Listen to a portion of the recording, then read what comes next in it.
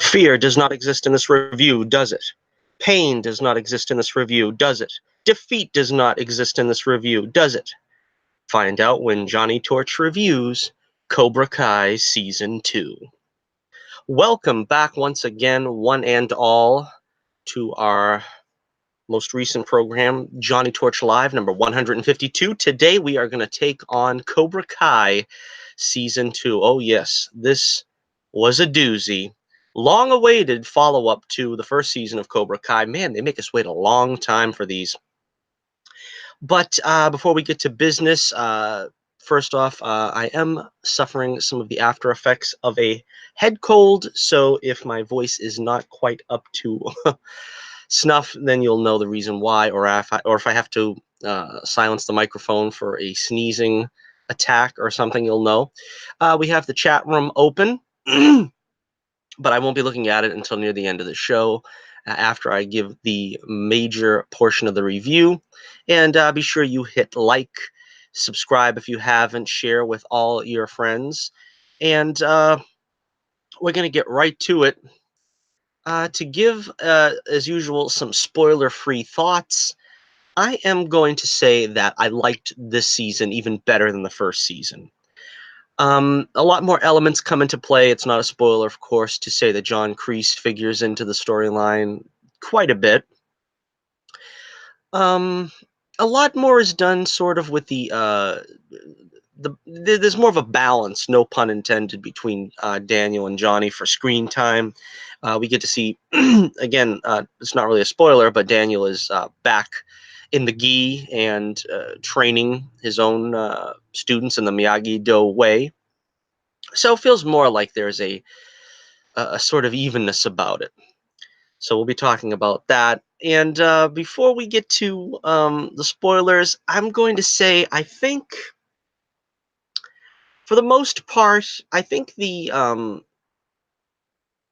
I don't really remember what I gave the original Cobra Kai, but I think they were listening to the fans, and they sort of chose to address the concerns that fans had and sort of downplay the so-so elements and to improve upon the things that were kind of bad. So, you can't help but appreciate. Again, I would like to think that Star Wars would have had a a a brain trust at Lucasfilm that cared as much about their properties as the three guys behind Cobra Kai. But it's not a completely flawless season. I'm going to say probably 4.5 stars out of 5 if I were to just give it the initial ranking. Yeah, I would say 4.5 stars out of 5. Although I struggle to really find something I dislike about this season. I really couldn't say there was something that was completely bad. I think they addressed everything that was kind of that I didn't like from the first season. All right, so we'll talk about it now in broad spoiler terms. And spoiler warning for the last time. We're going to get right into spoilers now. I think I was glad that they made it slightly more family friendly this time. There wasn't stuff like, a front wedgie or the billboard incident, which was kind of stuff that I thought was overboard for what would be considered, a family-friendly franchise such as the Karate Kid, and they did back down on that kind of stuff that I didn't like. Of course, there's still a lot of curse words and things that make this decidedly PG-14, but really didn't have any problems with any of that. So that upped it. I think if I remember correctly, I took a whole point off the first season because of it being less than family friendly. So that's why I think this one goes up to the full 4.5 stars. So let's just go through. We'll run through the whole series. Another thing they kind of did was they downplayed. I think his name is Anthony, which is Daniel's son. He was sort of. I think he was sort of walking commentary on how, well-to-do families have sort of spoiled brat kids and stuff, and they pack him off to camp and don't really do anything with him, which, the seasons, you know, God willing, we get many more of them, but in seasons progression, I think he'll become a more interesting character if they choose to focus on him sort of getting out of that shell. All right, so the story starts with, of course, as the last season ended with John Kreese returning to the Cobra Kai dojo, and I thought that they really handled his return well. I think that it really ran the gamut of emotions. You can understand why Johnny was pretty much feeling everything he felt. First off, he was obviously a bit perturbed as Kreese tried to kill him. Allegedly tried to kill him. I don't know if Kreese even back then would have outright killed him, and smashed his trophy. They go over all of that, and Johnny puts Kreese in the same move, the chokehold that he was in the beginning of Karate Kid Part 2 following the tournament. And in the broken pieces of glass of mirror that we see there, the flashback of that scene, and Johnny realizes, as all good, villains on the redemption arc find, that they are becoming worse than their master, and he really sees what he is becoming from what Kreese made him, and he's not going to allow himself to be Kreese. And that was a really powerful thing, and I really enjoyed that. I think they handled that very well. I can't see Johnny being the way he is, just accepting Kreese right back. There needed to be some kind of, you know, reuniting of the bond that they had, and we get to see some of that in like a very brief flashback. How Kreese kind of toughened Johnny up, kind of made him, uh, gave him purpose, for lack of a better term, when he was having trouble at home. And of course, there was that scene where it was shown in a preview where they're in the diner and they're meeting, and Kreese kind of tries to bring himself, into Johnny's good graces. Again, all worked very well. Kreese is a very Palpatine-ish character. He pulls the strings from the back. He is more or less unredeemable, I think. He's described sort of as a psychopath by Daniel, which probably does fit as a description for him. But I think he was handled the way he was supposed to be handled here, and he gets into Johnny's good graces because, again, he's sort of seen as a father figure to Johnny, and Johnny is now at a point in his life where he thinks that everybody deserves a second chance, because, of course, he's still trying to get back with Robbie, and he wants his second chance from Robbie. So, again, this really feeds in well to, you know, where Johnny is in his life. He wants to give his father figure a second chance because he thinks he deserves a second chance from his son. And so, again, it works all very well. It's really masterfully written and brought about really well. Uh, so he kind of gently brings Kreese back into the fold, into the Cobra Kai, and Kreese, for his part, does kind of take a second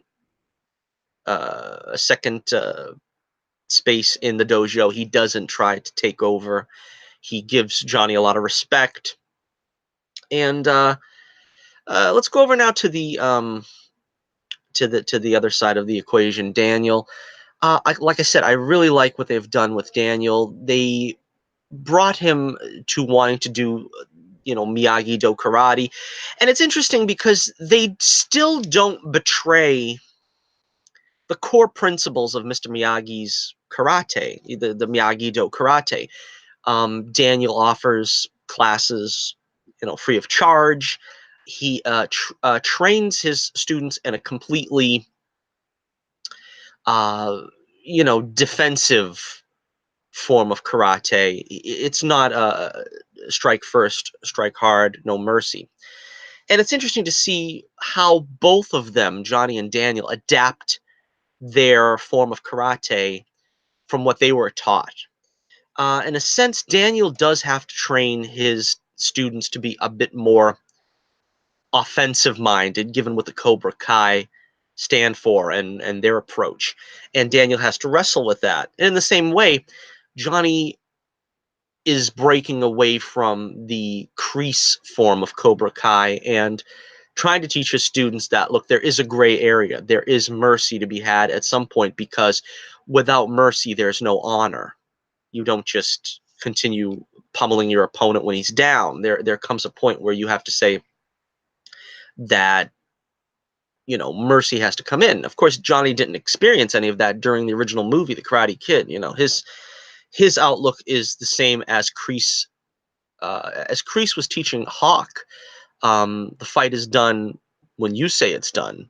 And it echoes back to when Johnny's, and the whole Cobra Kai are beating up Daniel on Halloween, and Johnny says he's had enough when I say he's had enough. So it's really cool to see how, as I said, the callbacks in this show is remarkable. You can tell that this show has the history of the Karate Kid franchise in its pores. And the three showrunners, which, again, forgive me for not having their names right at my list here, but they know what the series is about in their DNA. I mean, they can bring callbacks that are so gently, massaged into the text, that you have to, like, have maybe a third viewing before you kind of get where they were coming from with that. It goes all the way down the line. And so again, would that Star Wars had that, because there are so many fans that would have loved to have been the, you know, creator and be able to adapt the material the way that they have with Cobra Kai. It's really something. All right, so let's talk about some of the students here. Cobra Kai, of course, a lot of the guys have come back. Miguel, Hawk, Aisha, and some of the other students. I think Cobra Kai kind of gets maybe a little less screen time here. I think the big standout this time was Hawk, which is interesting because Miguel is really the star, I think, the star pupil of Cobra Kai, but Hawk gets his moment here, and I think it's because Hawk is sort of the Dutch of this generation's Cobra Kai. He is sort of the unrepentant bad boy, and I think Kreese finds that he's the easiest to work with and get under his wing, no pun intended. And I think one of the most interesting things also was the sort of situation between Hawk and Dimitri, because Dimitri actually gets a really good character arc or development in this season, because he was one of my favorite characters in the first season. I remember saying he sort of unrepentantly, you know, satisfied with his position. If not satisfied, for lack of a better term, he's come to grips with his position in life, and that he's not going to be a karate master, and he's going to basically just always be the friend of the tough guy.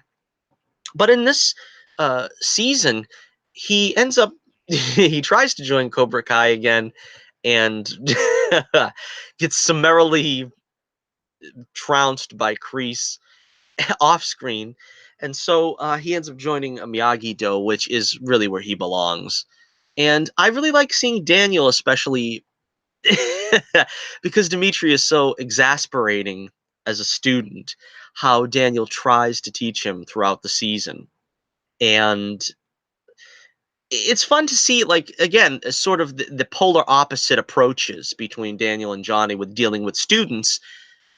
Johnny doesn't know really anything about, pop culture, or, the latest updates in technology, which is still hilarious in this season. And we'll get to that in a moment. But, Daniel can, get through to Dimitri by trying to, evoke Game of Thrones and Spider-Man. And I really felt like that would be his approach in this day. He would be more hip to how to teach his, students on their own level. Um, So yeah, I really liked again the Miyagi-Do style that Daniel was teaching. It felt very Miyagi-ish. We got, of course, the callbacks to the whole sand the floor, wax on, wax off, painting the house as we got the Miyagi dojo back into fine form. And Daniel did go further and create his own Miyagi isms, I guess you could say, the Miyagi teaching traits, such as the I don't know, the bamboo platform on the pond. That was a really good instructive lesson. I think the instructive technique where he's trying to teach Sam and Robbie.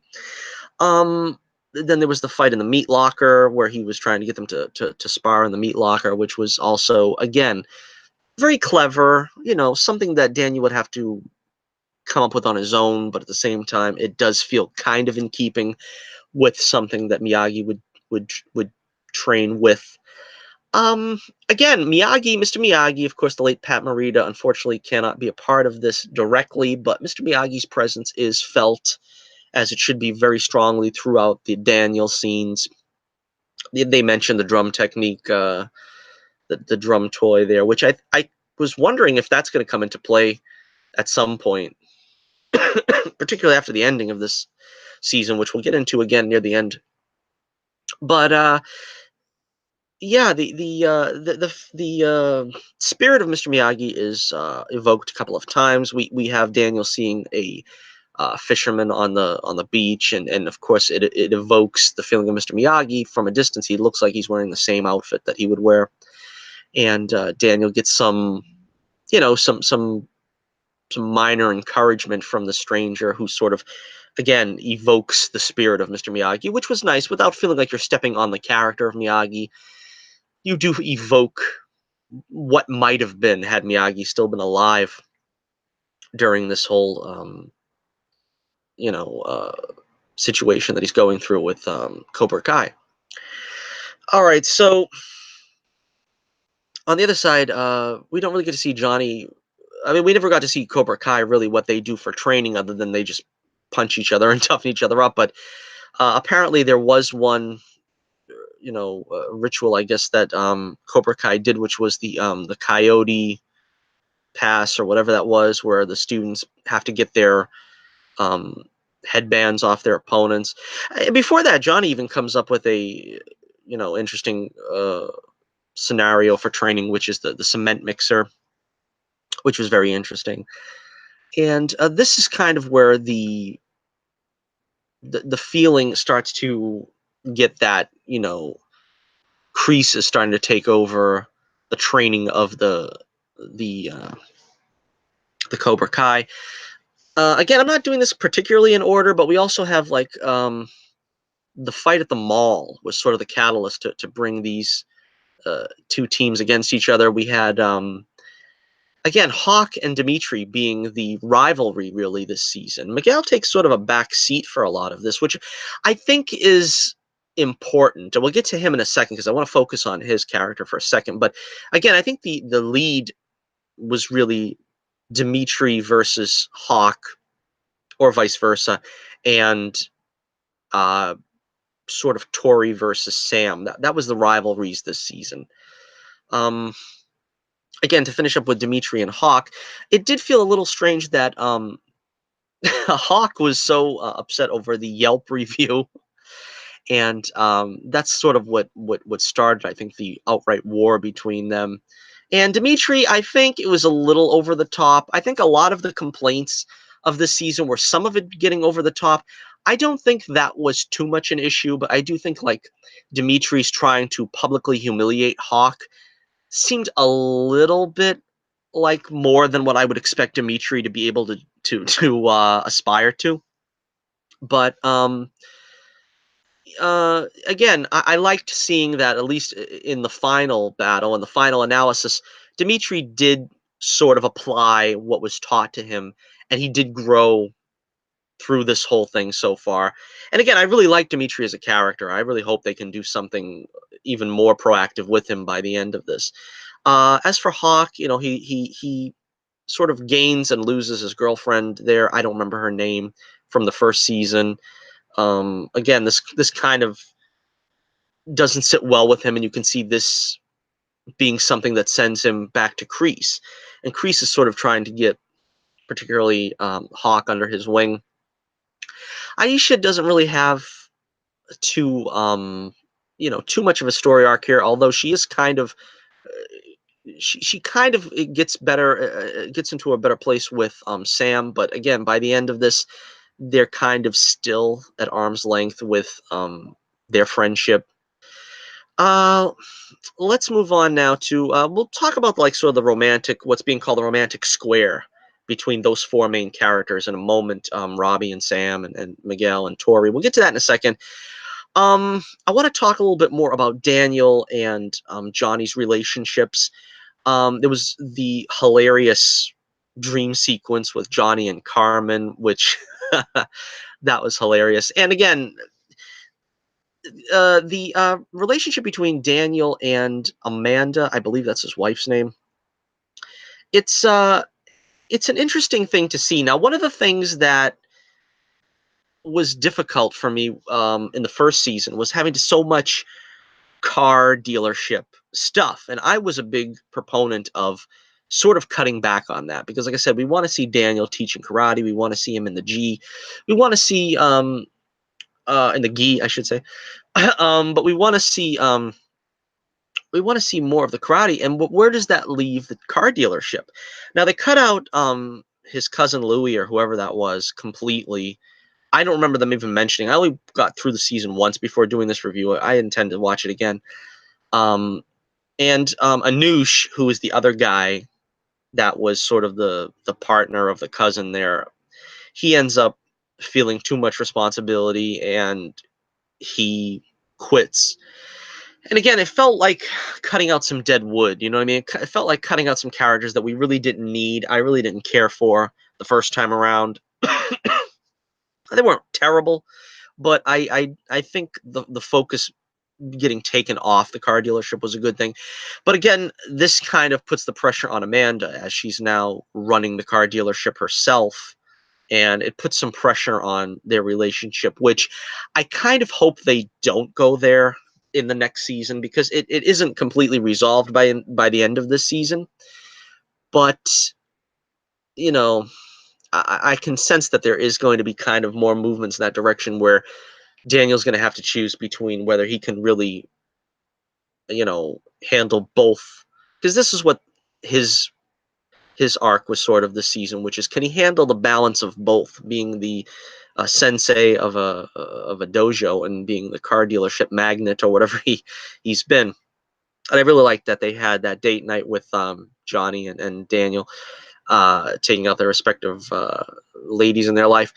And the funny thing is the bringing Peter Cetera back into Daniel's love life, that was just spot on, excellent. I understand they couldn't use "Glory of Love" because I guess that was his and Kumiko's song, and you don't want to sort of have the same song for a different relationship. But again, "You're the Inspiration" is probably my favorite Chicago song. So seeing that Peter Cetera was involved in Daniel's love life yet again was, that was perfect. As far as the relationship goes between Johnny and Carmen, again, they seem really, really right for each other. You would think before we get to the end of course, what ends up happening. But the problem being, though, is Miguel is so close to Johnny. I don't think this is a good idea for Johnny to start dating his mother because that kind of is going to cause a wedge between him and Miguel, I think, in coming seasons, should this continue on. So I would hope that they cool off with that, even though, like I said, Carmen's a hot babe, which is, of course, going to appeal to Johnny. And Johnny does have some honor, which apparently Carmen's other beaux lack. So it would be nice for them to maybe revisit that at some point, but I think it's not the right time. I think that would drive a wedge between he and Miguel, and I think that's something that I would like to see them avoid, at least at this point. Again, a lot of the things, if I was to if I was to level my biggest criticism, which again, I didn't dislike anything this season. Um, my criticism might be that everything that you would imagine that was going to happen happened. Now, I really, really want to restrain from calling this a criticism, because this is really the case of them giving you what you want. I think they gave me everything I expected. There was nothing really that was a surprise here. That, the relationships between Cobra Kai and the Miyagi-Do students, we had the as I think Dimitri called them, Bebop and Rocksteady. There was a rivalry between both dojos because friends were now, or schoolmates at the very least, were pitted against each other. Sam, sort of calls them a crazy karate cult, and it's sort of like you have to pick a side, and as we see in the end, that is manifested, really obviously. You have the sort of romantic entanglements between all four main characters, which, as I would have expected, Miguel doesn't really take the breakup so well. Um, Sam still has feelings for Miguel. Um, Robbie, who is a character that a lot of people don't seem to like very much. I've always liked him because he is sort of the opposite of what you expect in these things.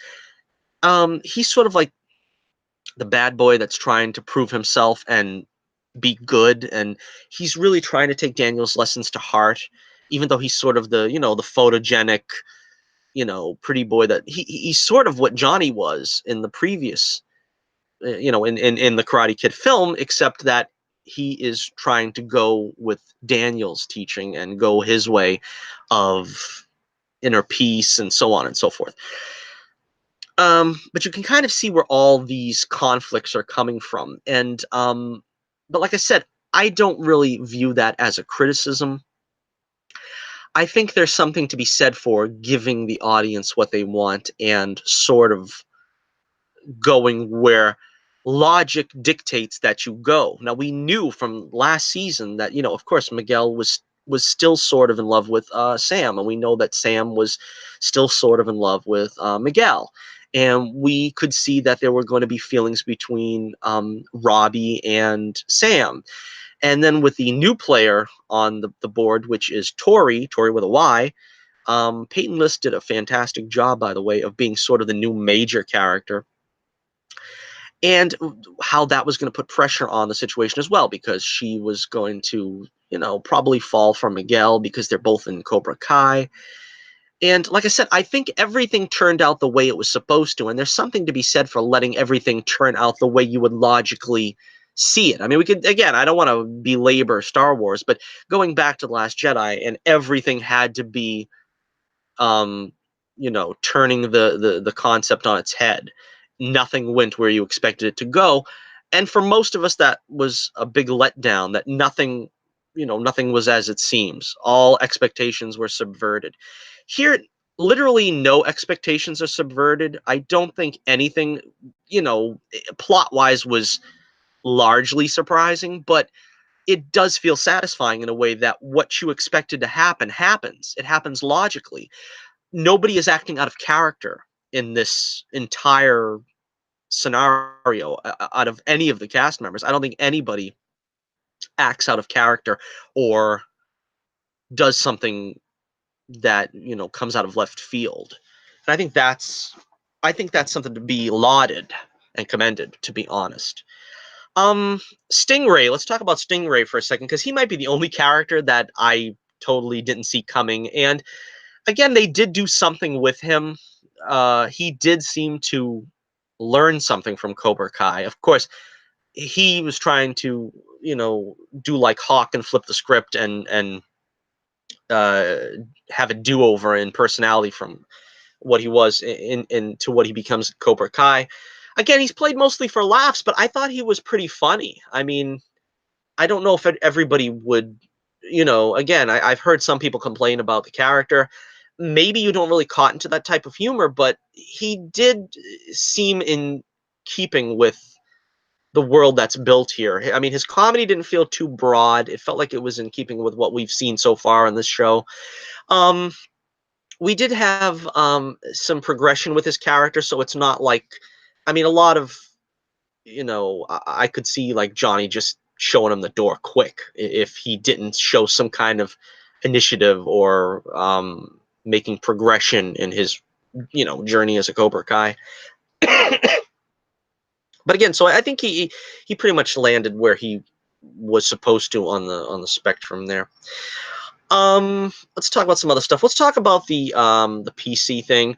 They didn't really lean into the sort of anti SJW commentary as much as last season, but it's still hilarious when they do it. I mean, you got a student of Johnny's with the future is female T-shirt.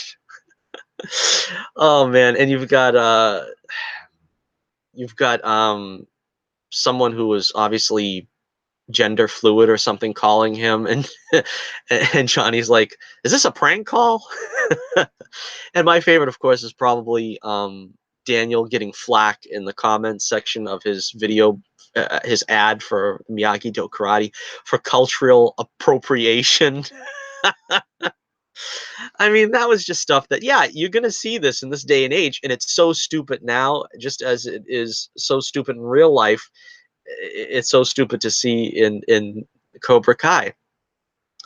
Again, they don't really lean too much into it, but it is pretty funny to see that they're not backing down with that. Seeing Miguel trying to help Johnny with the dating app, that was pretty funny. You see Johnny on one of the dates saying how he body slammed a kid and gave him an elbow to the teeth, and the reaction that the prospective date had on that. That was really funny.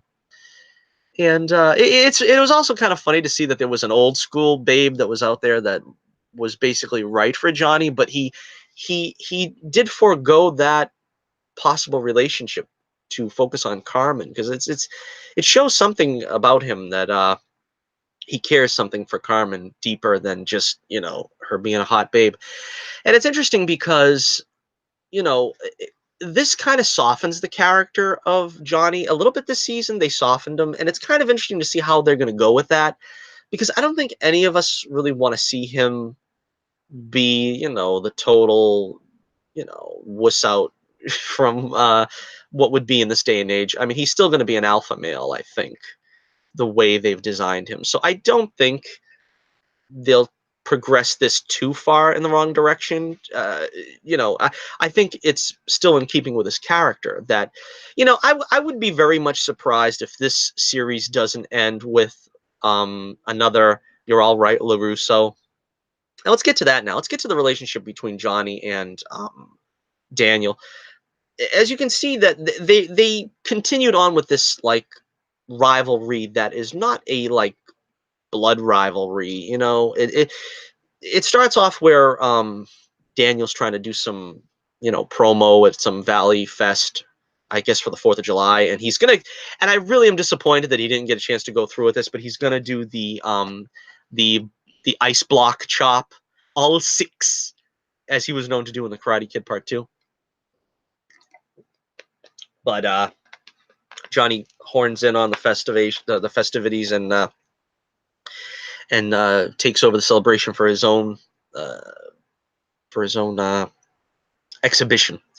So that was pretty cool. And then of course they go back and forth, and then there's the dinner near the end where it seems like they're getting along again, and it seems like it's one of those situations where had situations been different for them, they would probably be the best of friends.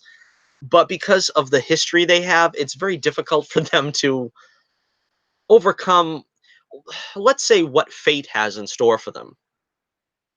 We'll get a little bit into the storyline here. We get them into an actual fight that it doesn't last very long, but they actually do get to throw hands and stuff a little bit here, which is cool. I think this is what was missing from Creed 2, because I think we really didn't get to see enough between Rocky and Drago, which was kind of what the disappointment was. I think they supposedly filmed a scene that was supposed to be a skirmish, much like this scene between Johnny and Daniel, but it didn't make the cut, which was disappointing because, I mean, I guess the idea is maybe they didn't want to have Rocky as a cancer survivor taking on a, roided up Drago again.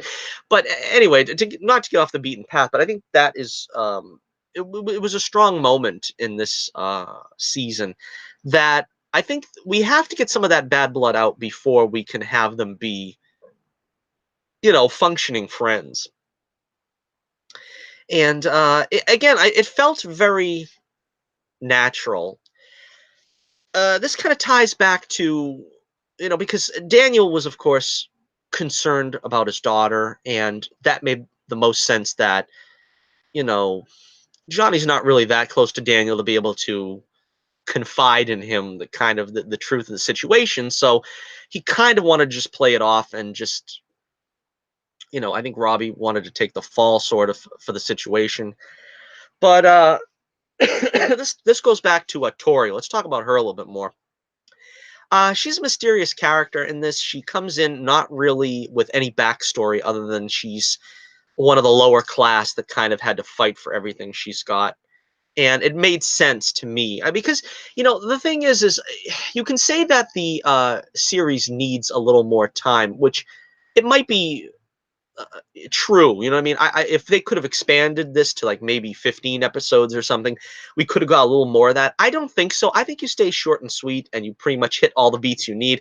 So I needed everything I needed to know about Tori pretty much from what they gave us. She's tough. She's a tough chick. She took an interest in Miguel and was, of course, going to be very territorial about him. And when she seen that there was some interest between Miguel and Sam still, that was not going to sit well with her.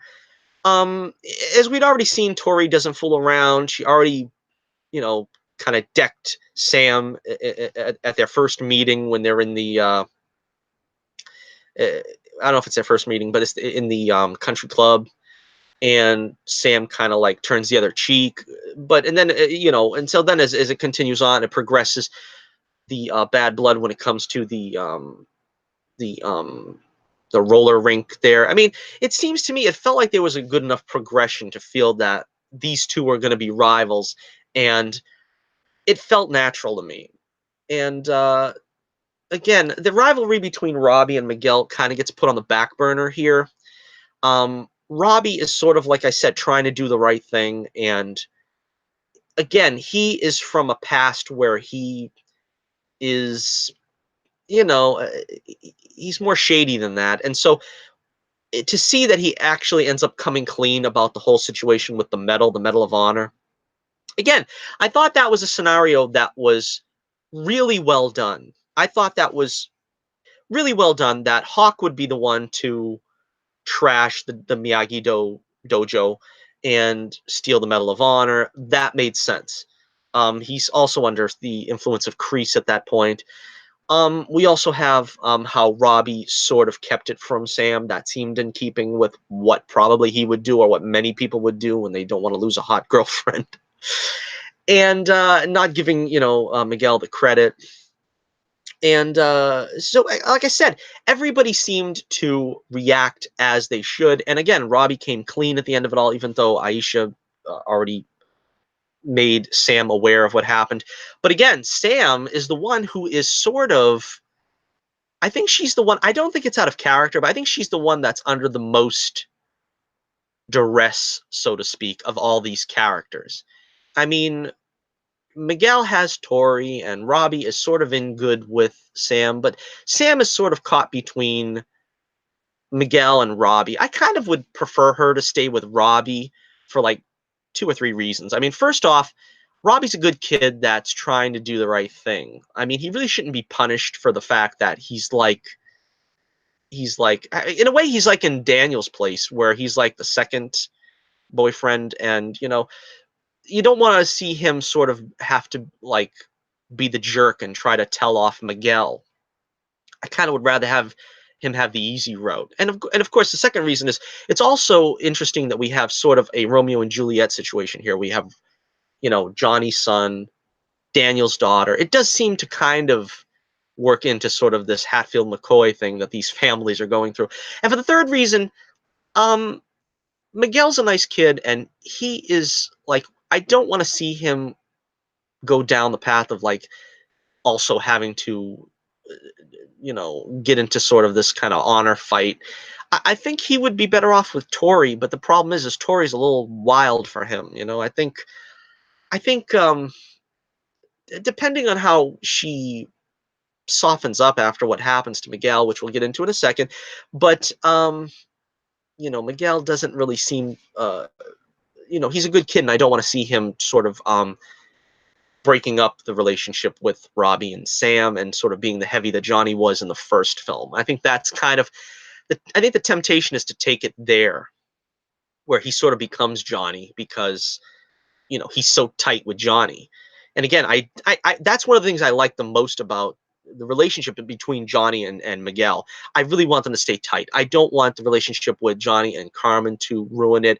I don't want the relationship between Sam and Robbie to ruin it. I really want there to be this, you know, this bond that's really, really cool between them two to continue. All right. Well, before we get to the end battle there, let's talk about some of the other things.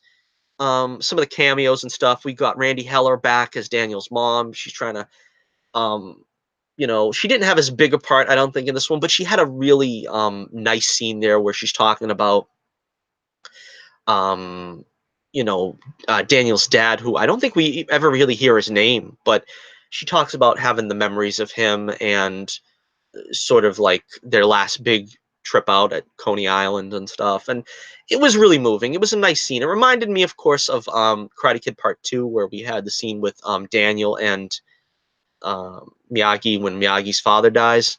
And Daniel recalls his father's death. You know, it was nice. It was a nice callback to that. And I'm glad they're using Randy Heller better than they used her in the subsequent sequels in the movies, because of course, you know, she basically got a cameo in the third film and, you know, nothing in the second. We got, of course, one of the highlights of this season was the OG Cobra Kai reunion with Tommy, Bobby, and Jimmy.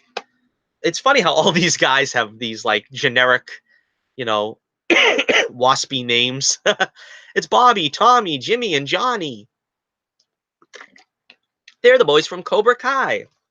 No, they're the Osmond brothers. Either way you look at it, it sounds really cool. The only one not there, of course, was Dutch, because I believe the actor, he's the son of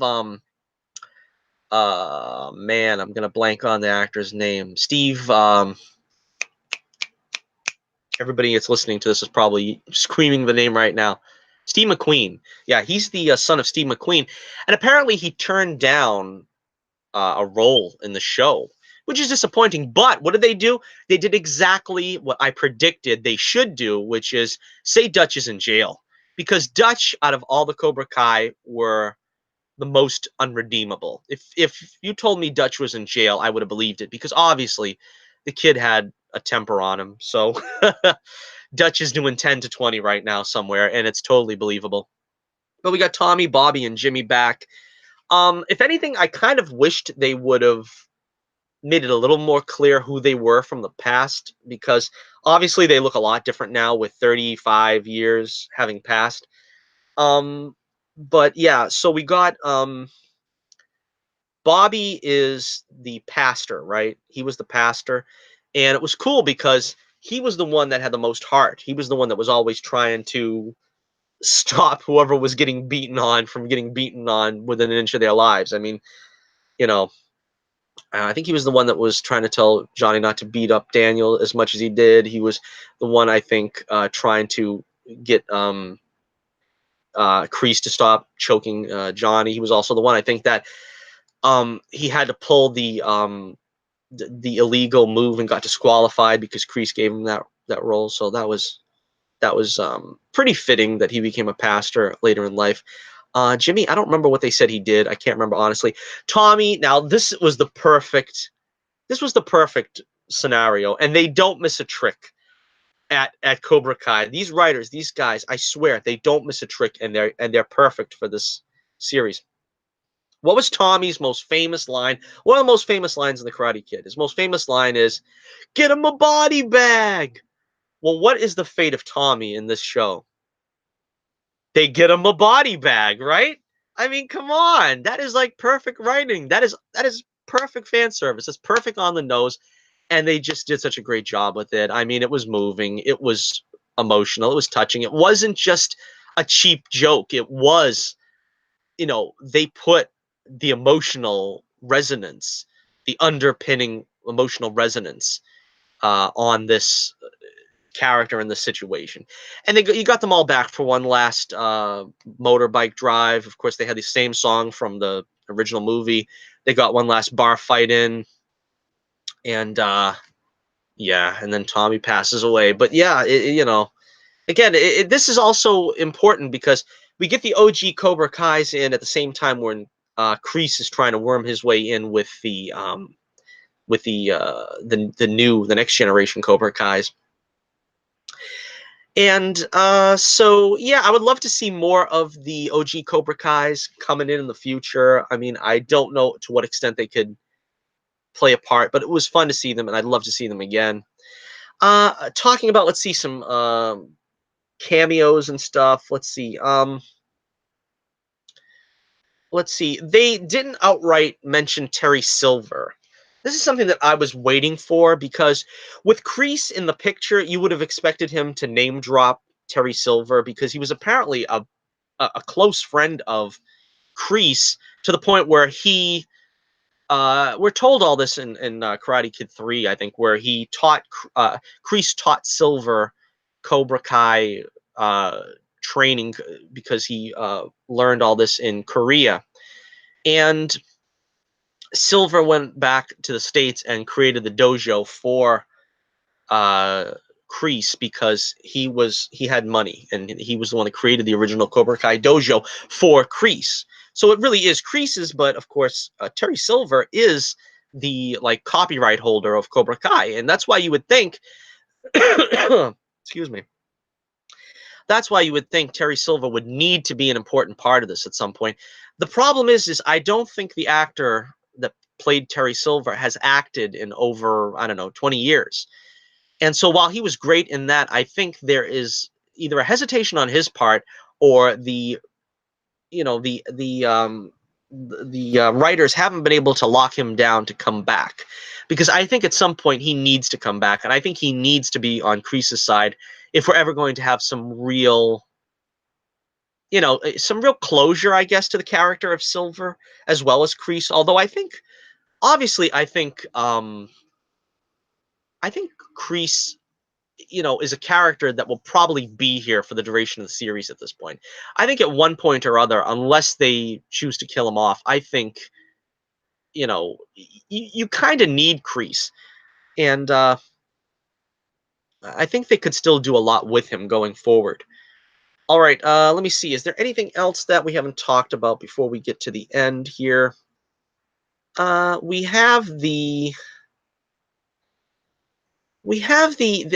like the post credits thing with Allie, but there is sort of the ghost of Allie with an I over the series still, and he has he's sort of Johnny is sort of contemplating a friend request now that he's on Facebook, and he's doing all the funny stuff there with the internet. And I never knew he was such an Iron Eagle fan. Makes me want to watch that movie now because I've never seen it. But yeah, he's a big Iron Eagle fan. And he accidentally makes the friend request. He doesn't see later at the end of the story that Allie accepted the friend request, which was pretty cool. Another character that I really want to talk about that I didn't get a chance to talk about here is we're talking about how like Robbie wants redemption, and he kind of wants to get back with Johnny, but he really can't bring himself to yet. And we got that great scene with Johnny and Miguel where he's explaining why it's sort of the whole relationship with Robbie got off on the wrong foot. because he was off getting drunk when Robbie was born. And it's good to see that he's they're both kind of like by the end of the show back in the same sphere. And I think I was really happy that they gave something to Robbie's mom. I can't remember her name right now, but where she was not, for lack of a better term, or for lack of a polite term, she wasn't the bad guy here. She was shown as having a woman with many problems, sort of as Johnny had his own problems and had to deal with them and go through them.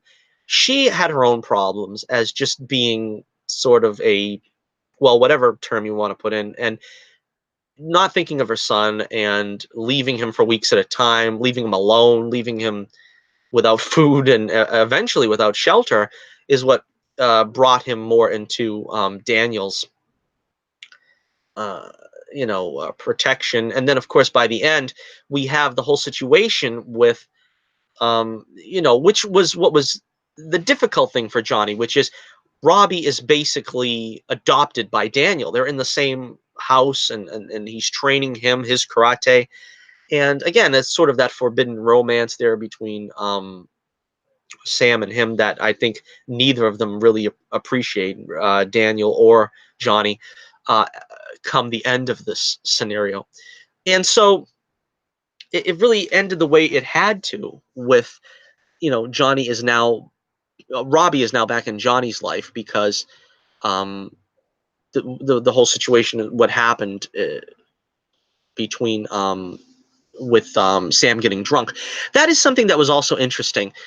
It pretty much mirrors what happened in the end of the first season, where Miguel gets drunk, accidentally hits Sam, and it kind of sparks the whole problem between them, and sets this whole triangle slash square into motion.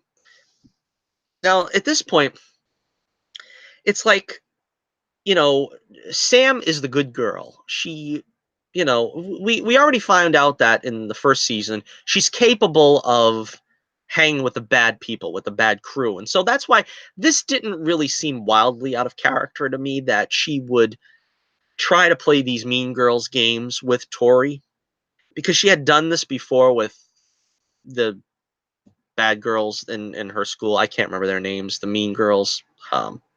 Which they did give a cameo to her. They shipped her off to Paris or something. But another cameo I want to talk about was Judy, even though she was only brought up. But Daniel talks about his first girlfriend, Judy, and he says, and then there was another girl after that, and another girl after that, and another girl after that. It was a cute way of, again, fan service in the best possible way. Where, yeah, Daniel would talk about these things to his daughter and bring it up, and it does have basis of happening in the storyline, in the franchise. Going back, these are characters that were brought up, and that he would bring up in conversation. So I thought that was done perfectly well as well.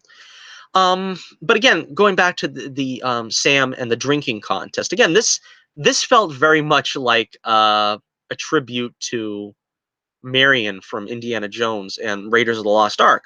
I think Tori even does sort of the same movements, brushing her cheek the same way that Marion did. And, again, they're doing a lot of 80s callbacks, not necessarily just Karate Kid. For instance, the scene of Tori going on the microphone and, I'm coming to get you, that's straight out of Rambo, First Blood Part 2. So, it's like a lot of Easter eggs that are not even purely Karate Kid Easter eggs. But so anyway, again, I'm kind of getting all around it, but I can see Sam doing that drinking contest with Tori, because even though she's the good girl, she's had a past of getting mixed up with, the wrong kids in a bad situation. And I like the fact that Robbie's the one trying to, you know, keep her off that path. And he ends up getting punished for it by Daniel again rejecting him. We'll get to that in a second about where this leaves Robbie. But I just I do think that um, in Sam's mind, it probably was the lesser of the evils, because rather than get into a fight, I think she thought she was doing the right thing, where she's trying to, sort of embarrass Tori, or get even with Tori without landing any punches. Again, the Miyagi-Do karate is, it's taught very well in this series. It feels like, kind of like, when you see the original trilogy of Star Wars and how it's described as the Jedi being, purely defensive, always for knowledge and defense, never for attack. It feels honestly like, I think Miyagi-Do karate was treated more faithfully in this series than even the Jedi were treated in all, well, at this point, 8 movies, because the Jedi are not really seen to be completely defensive. In this, like I said, I think Robbie trying to hold back a lot. I think Sam trying to hold back and trying to more or less just humiliate Tori and not fight her. It did feel like that, again, in keeping with the character. They were trying to keep what they were taught as a reality for them. All right, so let's get to the ending battle here. This is going on pretty long. We're getting close to an hour. But again, a lot of people have complained with this final battle, saying it was over the top, saying it was, probably not in keeping with the sort of, mostly realistic take that the franchise has on karate and stuff. But it didn't bother me. I think that it was a lot of fun. I think it was just all out craziness of one dojo going after the other. And it was like everybody had somebody that they wanted to beat up. And it was an opponent for each person. Even it was funny. The two little skinny kids with the glasses, the blonde kid and the Asian kid, they were going after each other. The Bebop and Rocksteady guys, again, I don't remember their names. They were going after each other. It was great. They had Dimitri and Hawk. You had Robbie and Miguel. You had um, Sam and Tori. I mean, it was great. I mean, I can understand when people are saying, well, like, look, we're security and the teachers in the situation. One teacher tried and got beat up. The other one wisely said, hey, I ain't getting involved in this. Security was Stingray, and he was in there getting involved. So, I mean, I don't think it was outright cartoony the way some reviewers I've heard have put it. Uh, but it was largely satisfying. I liked the way it went down. And again, I predicted, if you look at my Cobra Kai trailer review and the predictions that I made, I knew it was going to come down to Tori and Sam in a fight to the finish at the end of this one, at the end of the season, because I knew they were going to want to go full Karate Kid 2 on this one. No tournament. They're going to go, this for real. That's as Mr. Miyagi said, and this is kind of what they were sort of dropping hints toward. That was just going to be an all-out fight, and it was a brutal fight. And my prediction, though, was that Sam was going to get the worst of it. And, of course, we find out Miguel gets the worst of it. Very sad to see. I mean, that was a very, you know, uh, you just gasp at seeing how he gets thrown over the rail like that. Robbie kicks him over the rail. He lands on a banister, a railing, and is unconscious, possibly paralyzed. And for all intents comatose as the season ends. And I didn't expect that.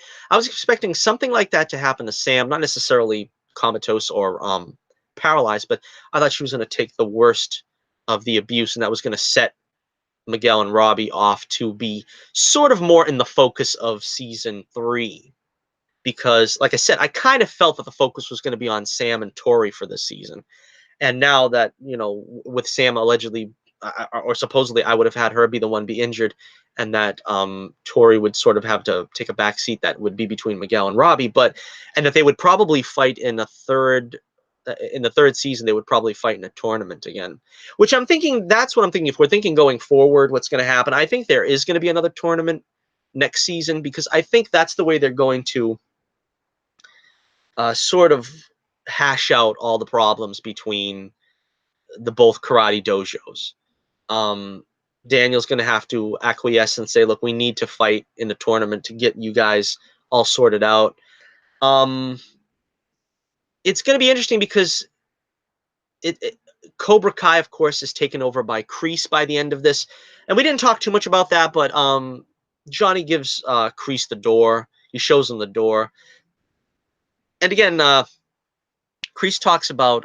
They don't really talk about Terry Silver, but he talks about how he was offered a job by one of his friends, but he didn't take it. I think the implication there was it was Silver. But Kreese has fallen on hard times. He's basically homeless when we meet him, and Johnny really doesn't want to take Kreese's you know, violent and over the top crap anymore. So he shows him the door. Kreese then ends up coming back at the end and taking over Cobra Kai. He buys out the lease from Johnny's landlord, I guess. It's that same crazy guy that was giving him trouble the first movie, I mean, the first season. So now Kreese is in charge of Cobra Kai. This, of course, is a very, again, not unexpected scenario, although it was fun seeing them two together for a time, but you kind of had the feel that they were going to be adversaries at some point because Johnny could not stand in Kreese's shadow forever.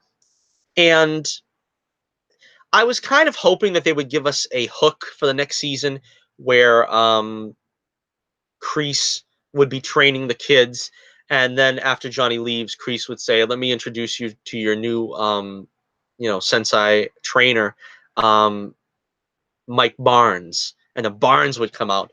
But again, they're playing it pretty close to the chest this time. They're not really telegraphing who's going to be in season 3. I would love to have seen Mike Barnes though be sort of the and then this opens up the door to a lot of stuff though. Now is Johnny going to go back and create his own form of Cobra Kai? Probably not. He can't do that because one would imagine if the name belongs to Kreese, what is he going to use for his new dojo? Does he join forces with Daniel? I think it's too early for that. There's still bad blood between them. Of course, there's also the bad blood between Johnny and Carmen, which is understandable. Again, everything that happened was pretty understandable. Even Robbie when he kicks Miguel over the thing, that was even understandable to me too, because you got to remember he doesn't have the level of restraint in his past. So again, it's a little bit more difficult for him when they had that emotional exchange there. And of course, we're talking about cameos earlier. We dealt with those two jabronis that he used to work with, Robbie, and Daniel takes them out. That was great to see. It was great to see Daniel taking out bullies. This is something we waited a long time to see, I think, and we finally saw it because Johnny, of course, took out the bullies that were taking on Miguel in the first season, but we got to see Daniel taking out bullies the way Mr. Miyagi did and the way Johnny did earlier in the first season. So again, leaving it in a pretty bad place. Sam's all beat up. Miguel's in a coma. Carmen doesn't have anything to do with Johnny anymore. Johnny loses Cobra Kai to Kreese. Johnny loses all his students to Kreese. I mean, I have to imagine that Miguel would probably go back to Johnny if he comes out of this. So let's talk about predictions for next season. Again, I'm holding out hope that Mike Barnes comes back. It would lead to some pretty interesting things if also we threw in like Chosen coming to the States and doing his own karate dojo. That would be pretty fun. There's a lot of openings for future seasons where we could see rivalries between all these karate dojos. But I don't think there's going to be alliance between Johnny and Daniel at this point. I think probably something will happen that will force them to work together, although not exactly strike an alliance. The cliffhanger is with Allie friending Johnny. I don't really want to make too much of that right now. A lot of people are saying this pretty much cements that Elizabeth Shue is coming back, or coming to Cobra Kai, even coming back to the role of Allie Mills. I don't necessarily think that's a shoe-in. From what I've heard, she's thinking about it. Elizabeth Shue has been asked, and she's thinking about it, and hasn't made a either hasn't made a confirmation of it, or maybe she's not allowed to make confirmation of it. But they could easily just play that off and, you know, continue to use her over Facebook for another season at least without, you know, using it. But I think at some point she probably will come back, and it would behoove them to use her as soon as possible. Some people are saying, will this mean what will this mean for the show? Because she is the third lead basically of Karate Kid. Well, maybe fourth. I mean, you know, it was kind of her, you know, and Johnny and Daniel. But of course, you know, I guess Miyagi was sort of the second lead, so maybe we'd have to push that down. But I don't know. You know, would Johnny try to pursue her? Probably. She's a married woman, so it would have to mean it would have to be something that I would imagine that her husband, she left her husband or something, because from what they've built up with the character of Johnny, I can't see him pursuing a married woman, because with the speech he gave his students about honor and stuff, I don't really see him regressing to that point. Also, we don't know still the background of Tori. The only thing we know about, you know, that would give us an idea about Tori is that she calls herself Tori with a Y, which it does sound like something that she would have gotten from Allie with an I. Now, does this mean that she is the daughter of Allie? I think it's highly possible. Um, how they're going to work that into it, I don't know, because Allie's supposed to be in Colorado. Maybe she shipped her off to some kind of prep school or something, that Tori ended up running afoul of her instructors or whatever. I see huge ramifications coming from the school. You know, they probably all got in trouble. Maybe someone got expelled. That's probably going to be dealt with, as I said, in the tournament. I think they're going to have them probably face each other.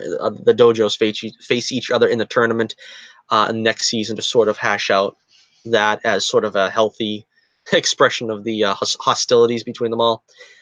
Um, let's see. Is there anything else that we could discuss? Daniel, I think, is, like I said, I hope he doesn't have problems with his wife.